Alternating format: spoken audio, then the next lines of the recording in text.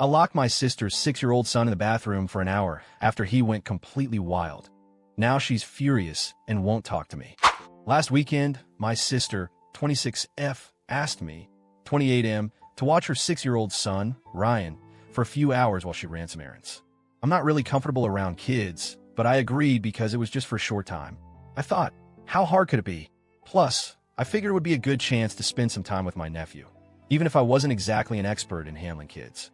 When she left, things started off okay. We watched a movie together, and Ryan had some juice. Honestly, I was relieved things were going smoothly so far. He seemed pretty chill, and I thought maybe it wouldn't be as difficult as I expected. I tried to keep things light and simple, hoping to avoid any major trouble during the few hours he was with me. I'm not used to being responsible for a kid's behavior, so I was trying my best to keep Ryan entertained and calm.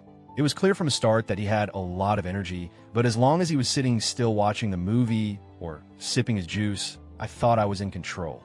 Little did I know how quickly things were about to spiral out of control. For about the first 30 or 40 minutes, Ryan was surprisingly well behaved. We watched a movie and he seemed content. I gave him some snacks and juice, and everything seemed pretty normal. It felt like we might actually survive this babysitting stint without too much trouble. I tried to engage with him, asked what he wanted to do after the movie, and even suggested some activities. I wasn't sure what kids usually like, but I figured throwing in some options might help keep him busy and out of trouble. He was quiet for a while, and I started to think, okay, maybe I can actually do this. But then, just as I started to relax, Ryan's behavior began to shift. It was like someone flipped a switch. Instead of sitting calmly, he suddenly became more hyperactive and restless. He got up and started running around the living room, knocking things over as he went. I told him to stop, but he ignored me completely. After those first signs of restlessness, Ryan quickly escalated into full-on chaos mode. He started running all over the place, throwing couch pillows around, and even dumped a bowl of popcorn on the floor. I tried to stay calm and told him multiple times to stop, but he just wouldn't listen. I even tried offering different things for him to do, hoping to redirect his energy, but nothing worked. Things got worse when he snuck into my bedroom without permission. I didn't think much of it until I noticed him rifling through drawers. Then I caught him with a Sharpie marker, and to my horror, he started drawing on the walls. I tried to take the marker away, and he actually tried to kick me when I approached him. At that point, I tried to call my sister to get some advice or to check if she could come back early, but she didn't answer. I was starting to feel overwhelmed. It was obvious I was losing control of the situation fast, and I wasn't sure what to do next. The situation quickly escalated to a point I wasn't prepared for. Ryan chased my old dog around the house and pulled her tail. The dog snapped at him, not hard, but enough to scare the kid. Ryan screamed like he had been mauled and then, out of nowhere, threw a mug at the dog. At that moment, I realized things had gotten way out of hand.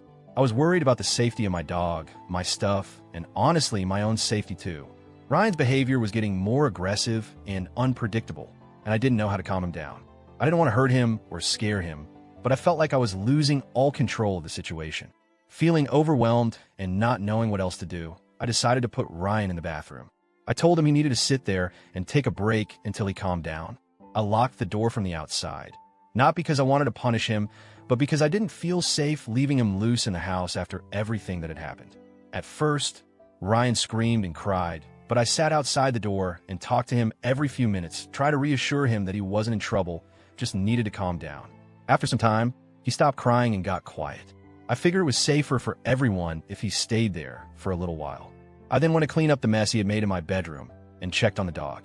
I thought an hour was a reasonable amount of time to let him cool off, but looking back, I realized that might have been too long. When my sister finally came back to pick Ryan up, he ran out crying and told her I had locked him in the bathroom. She completely lost it. She said I was abusive and that I traumatized her son. Since then, she's been furious with me and hasn't spoken to me. She's telling other family members that I locked up her child, like I shoved him in a closet or something. Some relatives have taken my side, understanding that I was just trying to keep things under control, but others say I went too far. I honestly didn't yell at Ryan or hurt him physically. I just didn't know what else to do when things escalated so quickly. Now, I'm stuck wondering, did I really cross the line here? Was locking my nephew in the bathroom for an hour too harsh? Or was I justified in doing what I thought was necessary? I'm genuinely conflicted. I wasn't trying to hurt Ryan, and I wasn't trying to punish him out of anger. I was overwhelmed, scared for my safety and my dog's safety, and honestly didn't know how to handle a child acting so wildly. I tried to be calm and even talked to him while he was in the bathroom. But I also realized that locking a child in a small room for that long might have been the wrong way to handle things. Maybe there were better ways to calm him down or safer ways to manage the chaos. I guess I'm just hoping for some perspective here. Was I the AH for locking my sister's kid in the bathroom? Or was I just doing what any adult would do when pushed to their limit?